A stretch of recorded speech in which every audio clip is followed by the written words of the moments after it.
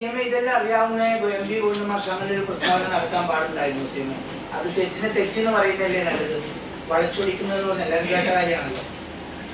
RSSനോടുള്ള നിലപാടാണല്ലോ ചോദിച്ചത്. CPIMന്റെ നിലപാടാണ് ഞാൻ വ്യക്തമാക്കിയത്. ഗോവിന്ദമാഷ കാര്യം അദ്ദേഹം തന്നെ പറഞ്ഞല്ലോ, അങ്ങനെ പറഞ്ഞില്ല എന്നുള്ളത് അദ്ദേഹം തന്നെ വ്യക്തമാക്കിയല്ലോ. പിന്നെ അതിനെപ്പറ്റി ഞാൻ പറയുന്നത് RSS എന്ന് പറഞ്ഞാൽ അത് പിന്നീട് രാഷ്ട്രീയ വിവാദത്തിന് വഴിവെക്കില്ലേ എന്ന് ചോദിച്ചപ്പോൾ മാഷ് പറയുന്നത് വിവാദം ഉണ്ടായിക്കോട്ടെ, പക്ഷെ അത് സത്യമാണ്, ചരിത്രമാണ് എന്നാണ് അദ്ദേഹം പറഞ്ഞത്. അല്ല, അതില് അദ്ദേഹം തന്നെ നിലപാട് വ്യക്തമാക്കിയിട്ട് അതിനപ്പുറം ഞാൻ പറയേണ്ട കാര്യമില്ലല്ലോ. അദ്ദേഹം ഇന്ന് നിലപാട് വ്യക്തമാക്കി കഴിഞ്ഞിട്ടുണ്ട്. ഇവിടെ അല്ല, ഇന്നലത്തെ സാഹചര്യം എന്താണ്, എന്താ ചോദ്യം, എന്തായിരുന്നു ഉത്തരവെന്നൊന്നും എനിക്കിപ്പോൾ അത് കൃത്യമായിട്ട് അറിയില്ല. ഞാൻ പറഞ്ഞത് ഈ പാർട്ടിയും നമ്മുടെ രാജ്യത്തിൻ്റെ പൊതുവായ സ്ഥിതിയും ഇതെല്ലാം എല്ലാവർക്കും അറിയാവുന്ന കാര്യമാണ്. എന്ത് നിലപാടാണ് സ്വീകരിച്ചിട്ടുള്ളത് അതിനെപ്പറ്റിയുള്ള വ്യക്തതയാണ് വരുത്താൻ ഞാൻ ശ്രമിച്ചത്. ഇനി അതിനേക്കാളും കൂടുതൽ പറയണമെങ്കിലും പറയാൻ എൻ്റെ അടുത്ത് വിവരങ്ങളുണ്ട്. ഈ RSS ഏതെല്ലാം തരത്തിൽ കാര്യങ്ങൾ നീക്കിയിരുന്നു, എങ്ങനെയൊക്കെ കോൺഗ്രസ് ബന്ധപ്പെട്ടു എന്നുള്ള കാര്യങ്ങൾ. സുന്ദരയ്യ രാജിവെക്കുമ്പോഴേ ഈ RSSുമായിട്ടും ജനസംഘമായിട്ടും സഖ്യത്തിനെ പറ്റിയുള്ള വിയോജിക്കൊണ്ടാണെന്നുള്ള കത്ത് അദ്ദേഹം കഴിയുന്നുണ്ട്. ആ കത്തൊക്കെ പൊതുമണ്ഡലത്തിലുണ്ടല്ലോ. അതൊന്നും ഇതുമായിട്ട് ബന്ധപ്പെട്ട പ്രശ്നങ്ങളേ അല്ല. അങ്ങനെയൊരു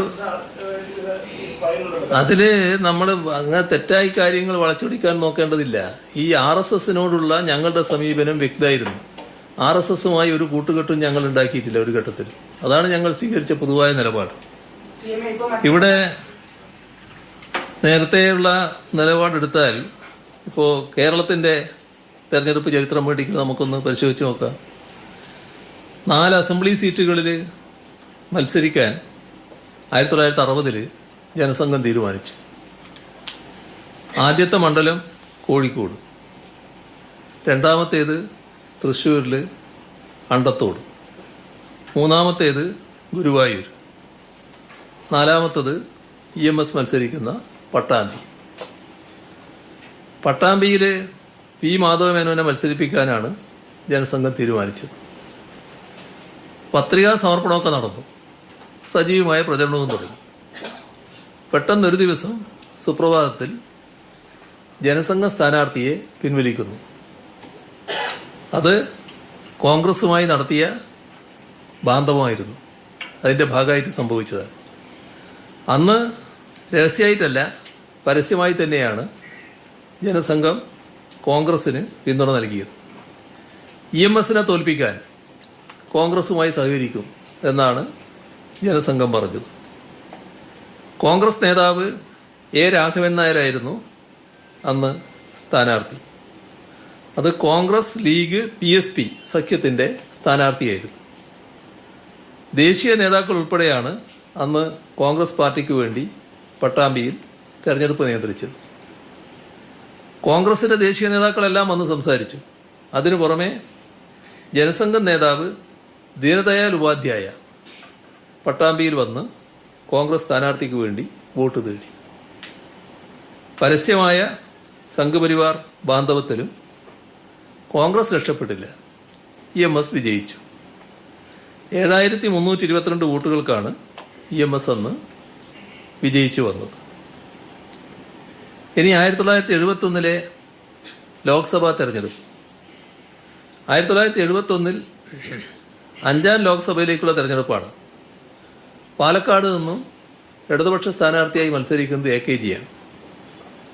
അപ്പോൾ കോൺഗ്രസിനും ജനസംഘത്തിനും ഒരൊറ്റ സ്ഥാനാർത്ഥിയാണ് അവിടെ ഉണ്ടായിരുന്നത്.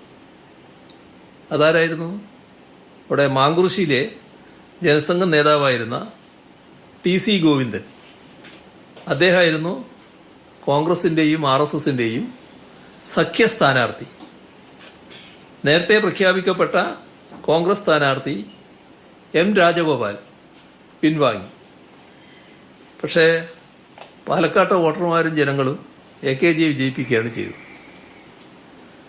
1979 കേരളത്തിൽ 4 നിയമസഭാ ഉപതെരഞ്ഞെടുപ്പുകൾ നടന്നു.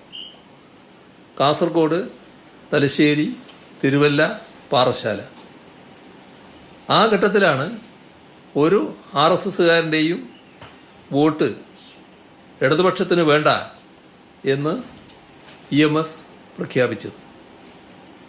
4 മണ്ഡലങ്ങളിലും ഇടതുപക്ഷം അന്ന് വിജയിച്ചു വരികയാണ് ഉണ്ടായത്. 1980 ലോക്സഭ നിയമസഭാ തെരഞ്ഞെടുപ്പ്, 1980 ലോക്സഭാ നിയമസഭാ തെരഞ്ഞെടുപ്പുകൾ ഒരുമിച്ച് വന്നു. 1980 പാർലമെന്റ് തെരഞ്ഞെടുപ്പിൽ കാസർഗോഡ് മണ്ഡലത്തിൽ കോൺഗ്രസ് മുന്നണിയുടെ സ്ഥാനാർത്ഥിയായി മത്സരിച്ചത് നേരത്തെ ഞാൻ പറഞ്ഞു ഒ രാജഗോപാലായിരുന്നു, ജനസംഘക്കാരൻ. അന്ന് കോൺഗ്രസ് ഐക്കാർ RSSകാരന് വേണ്ടി വോട്ട് തേടി. രാമണ്ണറെയാണ് ഞങ്ങളുടെ സ്ഥാനാർത്ഥിയായിട്ടുണ്ടായിരുന്നത്.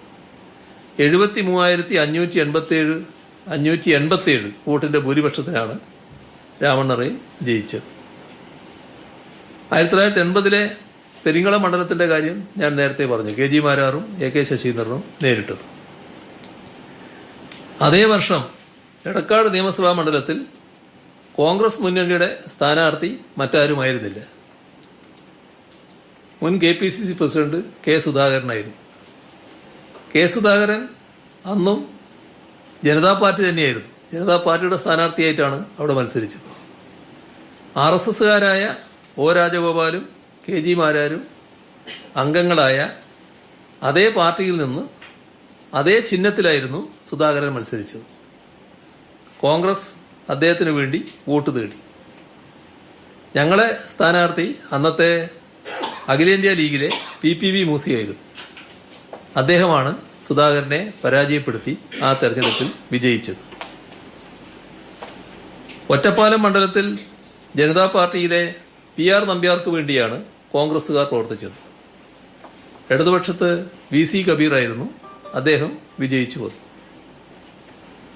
1991 ബേപ്പൂർ വടകര മണ്ഡലങ്ങൾ കേന്ദ്രീകരിച്ചുകൊണ്ട് കോലീബി സഖ്യം, അത് എല്ലാവർക്കും അറിയാവുന്ന കാര്യമാണ്. വടകര ലോക്സഭാ മണ്ഡലത്തിൽ കോലീബി സ്ഥാനാർത്ഥിയായി മത്സരിച്ചത് അഡ്വക്കേറ്റ് രത്നസിംഗ് ആയിരുന്നു. അദ്ദേഹം തൻ്റെ ആത്മകഥയിൽ 91 കോൺഗ്രസ് ലീഗ് BJP ബാന്ധവത്തെക്കുറിച്ച് തുറന്നങ്ങെഴുതി. അതിപ്പോൾ ഒരു നിഷേധിക്കാൻ ആർക്കും കഴിയാത്തൊരു കാര്യമാണ്. തീരട്ടെ ഇത് തീരട്ടെ. ബേപ്പൂർ നിയമസഭാ മണ്ഡലത്തിൽ അല്ല, ഇത് കഴിയട്ടെ. ബേപ്പൂർ നിയമസഭാ മണ്ഡലത്തിലെ നമ്മുടെ കോലീബി സ്ഥാനാർത്ഥി ഡോക്ടർ K. മാധവൻകുട്ടി, അദ്ദേഹം ഇത് പിന്നീട് വെളിപ്പെടുത്തി. കോലീബി സഖ്യത്തിൻ്റെ രൂപവൽക്കരണത്തിന് മുന്നിൽ നിന്നാലായിരുന്നു BJPയിലെയും കോൺഗ്രസിലെയും മുസ്ലിം ലീഗിലെയും പ്രമുഖ നേതാക്കൾ. ഇതേ കോലീബി സഖ്യമാണ് പിന്നീട് നേമത്തും കാണാൻ കഴിഞ്ഞത്, പല തെരഞ്ഞെടുപ്പുകളിലും കാണാൻ കഴിഞ്ഞത്.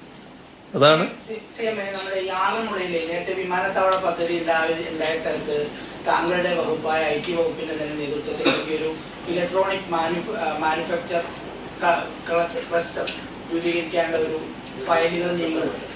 അത് പിന്നെ താങ്കളുടെ അറിവോടെയാണോ, അങ്ങനെ ഒരു തീരുമാനമായിട്ടുണ്ടോ, അതല്ല താങ്കളുടെ അറിവില്ലാതെയാണോ? അല്ല, ഈ ഫയലുകൾ നീങ്ങുന്നതെല്ലാം എൻ്റെ അറിവോടുകൂടിയാകണമെന്നില്ല. ഏത് ഫയലും അതിൻ്റെ വഴിക്ക് നീങ്ങട്ടെ, പരിശോധിച്ച് എന്താണ് യുക്തമെന്ന് വെച്ചാൽ ആ തീരുമാനം നമുക്ക് എടുക്കാം. അത്രയാണ് അതുമായി ബന്ധപ്പെട്ട് ഇപ്പോൾ പറയാനുള്ളത്. ഓ അല്ല, എനിക്കറിയില്ല അതിനെപ്പറ്റി. അതിൻ്റെ കാര്യങ്ങൾ പരിശോധിച്ച് നോക്കാം എന്താണെന്നുള്ളത്. ഏത് പദ്ധതിക്കും ഞാൻ എതിരല്ല. ആ പദ്ധതിയുടെ കാര്യങ്ങൾ പരിശോധിച്ച് മാത്രമേ തീരുമാനങ്ങൾ എടുക്കാൻ പറ്റൂ. ആ പരിശോധന അല്ല, പഴയ കാര്യമല്ലേ, ഇരിക്കട്ടെ, പിന്നെ എടുക്കാം നമുക്ക്. ഇപ്പം നമുക്ക് ഇവിടെ അവസാനിപ്പിക്കാം.